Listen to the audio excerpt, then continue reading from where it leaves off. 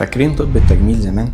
دكاترة طيبين بيعملوا من قلبهم مؤتمرات هدفها الأول العلم، علاجات أخلاقية بتبدأ بالخوف على المريض وتنتهي بضمير مرتاح. فاكرين؟ ولا الذكريات دي بقت بعيدة شويتين؟ طب التجميل اتغير من علم لفوضى، من مسؤولية لتجارة، عروض، ماركتينج، استغلال. نسبة فشل الإجراءات التجميلية تخطت 36%، ومعدل الأخطاء الطبية في طب التجميل زادت 65% آخر 5 سنوات. دي مش أرقام، دي قصص ناس اتشوهت وفي منهم اللي ماتوا. مشاكل أكتر من إنها تتعد أو تتقال، لكن وسط الفوضى أكيد في مساحة نرجع فيها الحاجات الجميلة، نرجع الإتقان قبل الإعلان، ونرجع الدكتور قبل البلوجرز والبراندات.